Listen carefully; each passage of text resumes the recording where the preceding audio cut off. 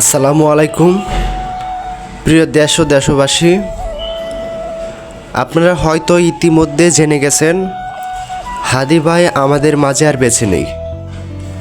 হাদি ভাই আমাদের মাঝে আর বেঁচে নেই। ইন্না লিল্লাহি ওয়া ইন্না ইলাইহি রাজিউন। গত বৃহস্পতিবার রাত 9:30 ঘটিকায়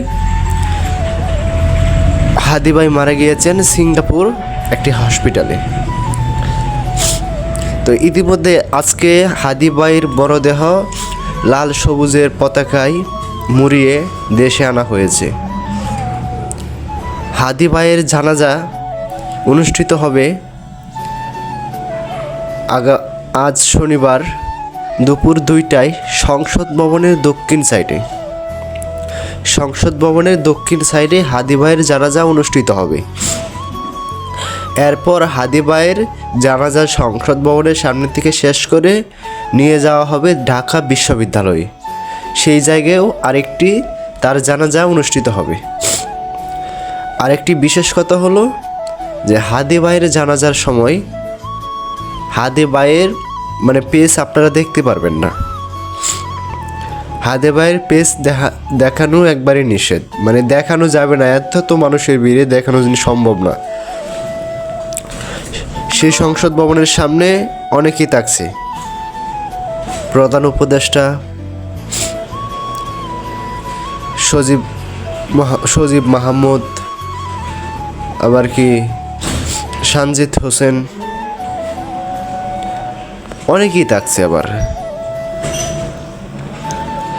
এবং কি আমাদের সেনাপ্রধানের জেনারেল ওয়াকুরুজ্জামান উনিও এই জায়গায় উপস্থিত থাকবেন।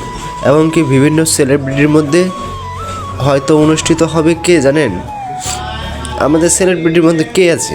আমাদের এই জায়গায় আছে মনে করেন যে RX ফাহিম, রাফসান্দা ছোট ভাই, আবার কি অনেকেই ফ্যামিলি এন্টারটেনমেন্টের প্রধান উপদেষ্টা রাকিব হোসেন ওরফে চান্দা ভাই, সেই টিমও অনুষ্ঠিত হবে।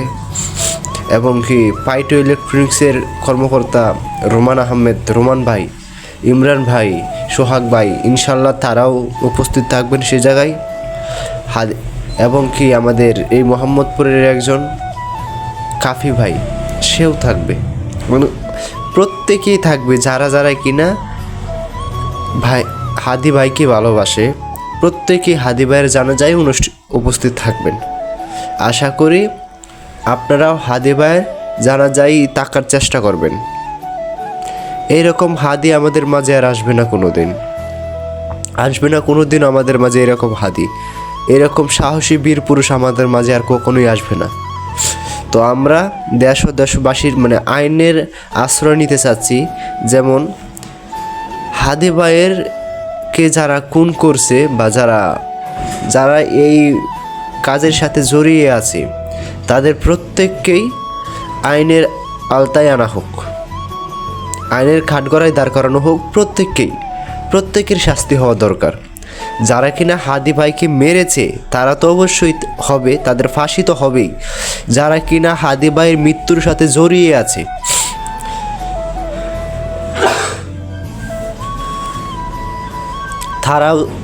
তাদেরকেও ফাঁসির দড়িতে ঝুলতে হবে।